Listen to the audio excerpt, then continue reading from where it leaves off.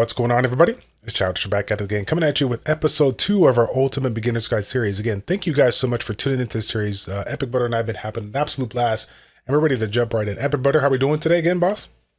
Oh, we're great. This is awesome. I'm having a blast. Yeah, buddy. Again, episode number 2, guys. We're going to be focused on the next element of this game, which is going to be the skills. So, again, when it comes to myself and the skills, there's so much things going on when it comes to this. So, one of the things that we need to talk to you about is, what skills are good? What skills should we select? How do we go about creating our skill tree here, or our skill, book here, so to speak, as a new and up and coming player? Hit me up with it. Yeah, so when we talk about the beginning of the game, they kind of set you immediately into the physical state. It's really like they give you Sunder and you're throwing out some beams and it's a lot of fun. And then they slowly give you other skills. And normally everyone just kind of, okay, moves away from Sunder. Now, Sunder actually, for a beginner game, is actually one of the better skills. And the reason is because if you look at the element tree, it actually is neutral. So it sits outside of it. So it's pretty much good or be the same, like it'll be unimpacted by the elements. So Sunder is a fantastic skill for a beginner player, mainly because of two parts. The first part is that element um, advantage, well, actually element neutrality, and Mhm. the second part is it actually does knockback. So if you're going to get hit by that big stage boss and you need some way to push him back a little, Thunder is going to be one of your best friends. It's really really fantastic. So as for like a common skill, like Thunder's great. I will want to mention, kind of special mention is Blessing of Mana. I think when you talk about uh, late game or mid late game, and you have some like mana gimmicks, some people forget about this. It's there. It's great. It's useful in Shrine of Darkness. It's useful in some of those gimmicks. That's usually more in Conquerors, but essentially, this is a skill that can help with your MP. Now, I think a skill that we've all been, at least everybody in the end game has been reintroduced to is Thunderstrike. And the reason is like when you get it at the late stage, it also stuns the enemy for the skill for 1 second. So when you get the enchant, that actually I think you get 4 additional stuns. So it's a total of 8 attacks. So it becomes pretty critical for being able to unlock a boss. So for my common skills that are the like or the most important common skills, it's going to be these three, right? They all have utility. They're all great for their different reasons. And really, like I would not forget about um, Sunder as like one of the skills to use if you're just looking for a little bit more survivability while doing damage.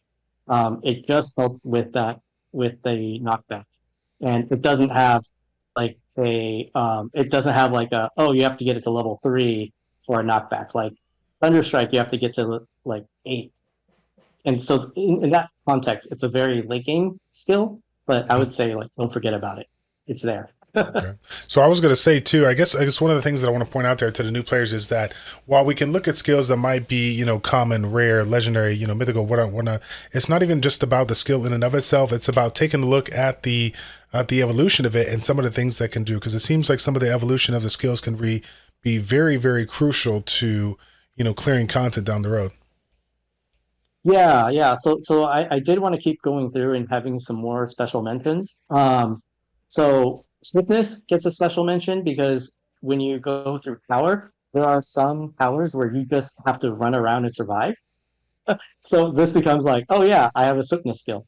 Mhm. Over here, Fan of Knives is actually one of the best early game skills because of it gives you. I think it, yeah, it does. It says here, it gives you bleed pretty immediately, and it has a chance of penetrating. Also, if you get the enchant, it subtracts the enemy defense by 15%, which is fairly substantial for a game. They don't give subtract defense a lot, but the next skill I'm going to say also this gives subtract defense. So in the like rare free, I would say Fan of Knives is great. I would say Leaping Strike is great. Leaping Strike is great because it, yeah, this like I said here, it reduces defense enemy hit by 10. But what is really great if you can get the incant is it's a guaranteed freeze. It says like freeze the enemy around you land for 3 seconds. It's one of the few skills that has a guaranteed freeze. So if you combo that with something that needs freeze, like Absolute Zero or uh, Frost Touch, it's like absolutely devastating. And then I have to mention Overload. Overload is one of those like, yeah, you do more attack, but you receive more damage. But if you get the enchant, Right. that penalty goes away. So then it's just all upsides. And then this actually is better in some cases than like Force of Nature's Blessing buff. So this becomes like a pretty strong buff. Um, it's not in my repertoire, but I've seen it in other endgame, and it's pretty great. So these Right. are like kind of my special mentions for uh, like the I guess the rare group. I just want to double check, and I don't. Right. This one does cast bleed, but I don't. I kind of don't like how it fixes you in place, so I'm Right. gonna skip that.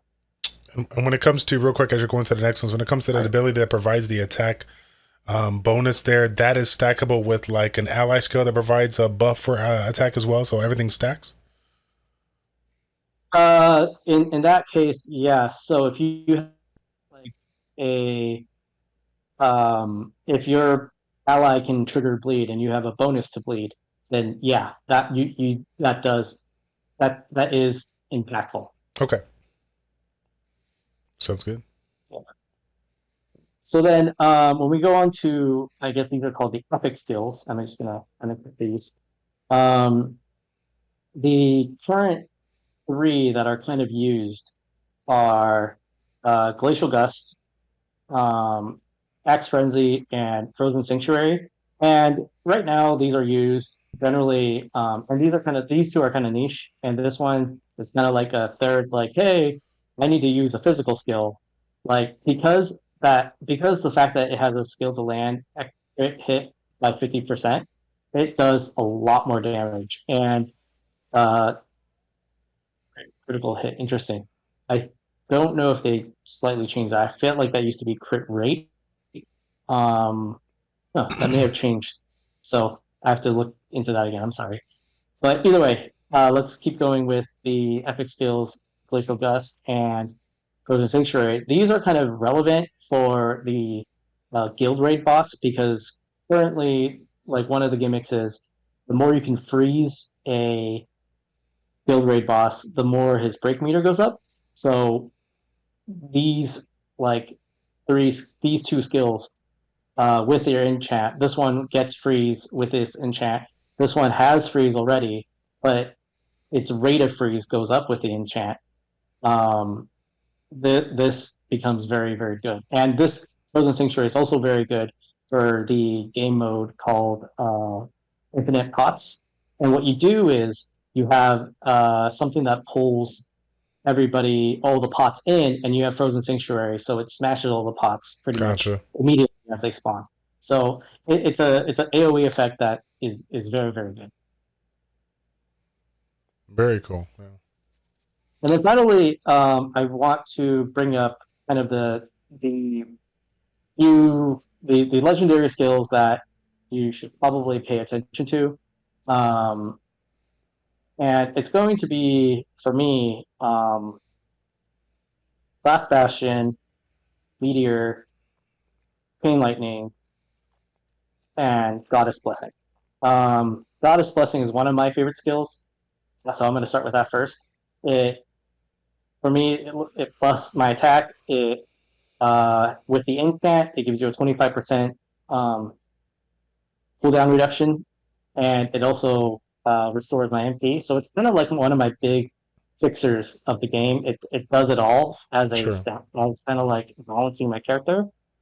So it's great. Then when I look at Last Bastion, um, the key line here when the guild raid boss says provoke or break meter by provoke, this does provoking. So really, you launch this, and then the guild raid boss gets break meter goes up 100% almost immediately. You you move to cancel the spell, and then you can continue to do the rest of the attack. So it becomes a very, very useful skill for that game mode.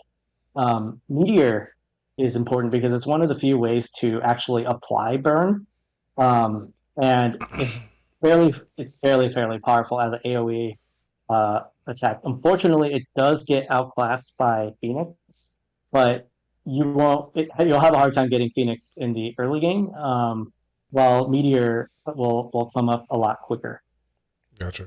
And then Pain Lightning is probably one of the best skills, or arguably the best skill in the game, given how accessible it is. And you only need one enchant. So if you watched our guide on what to pick for gear, if you see Pain Lightning, you take it.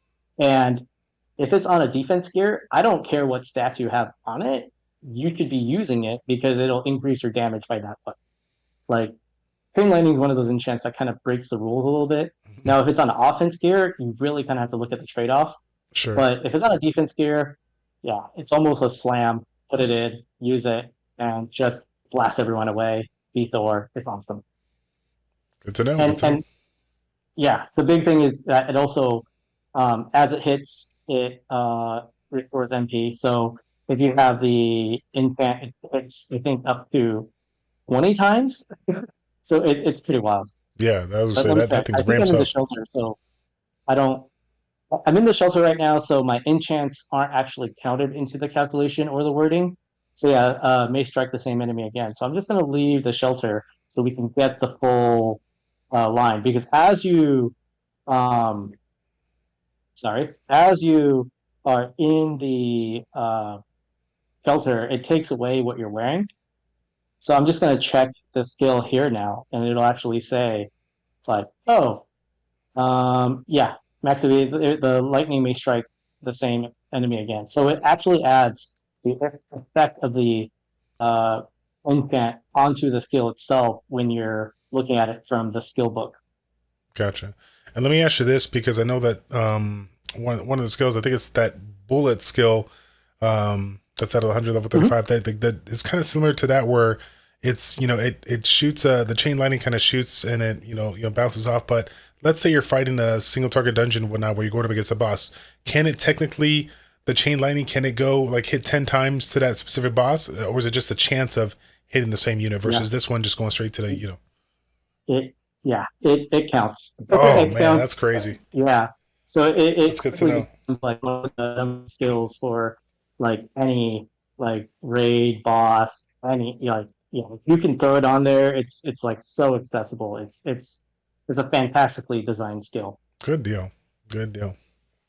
Yeah, and the big difference, like why Infinite Bullets doesn't keep up, is really because if you look at the base damage, right, Yeah. 389, you get like I don't know how many bullets versus like okay, you get 8,000%. Like Yeah, that's that's just crazy. it's night and day. It's night and day. Yeah. That's crazy. And I think we were not going to get into the mythics. I think we'll save mythics for another day, mainly because talking about mythic gets into like what becomes available for you, what's in the black market, what is a good something, and really we're focused on like how to get people from the early game into the conqueror stage. Right. Good deal. Good deal. So yeah, again, I would say I don't think I have any additional questions right there. Anything that you can think about at the very end, just some final tips and tricks with regards to skills, maybe something that's considered underrated or overlooked, or something that people may not just think about that you want to let them know before we end the video. Yeah, so there are sub kind of ability or sub kind of like hidden things in here. So like over here you see this has like ring of poison, cast poison effect, right? And then earthquake has if they're poisoned, it does 50% additional damage. So if you have like a legendary skill that you're using, you definitely should consider like the kind of the little skill that does something that will bring it more value. You'll Okay. find that oftentimes that's going to be more important than just using like your best skills because of this element table here, right? Because they're both, if you're fighting on like a wind stage, and you use that poison and your earthquake, then that's going to actually kind of help you that much more instead of just using like, you know, a water skill that would just be a flat damage and not give you any effects that are that useful. So like the game really wants you to like change your skill at every kind of element stage. Gotcha. And before I forget, one of the things that I feel like we constantly forget as a new player too, we look at specific stats that upgrade, we look at specific things that it could do, but sometimes we forget about like how many times, like if it casts every 8 seconds, if it casts every 6 seconds, that kind of as the quickness of an AOE and the amount of damage it could do over time. Like some numbers look low, but then depending on how it rolls out, it could be a little bit different too as well, right?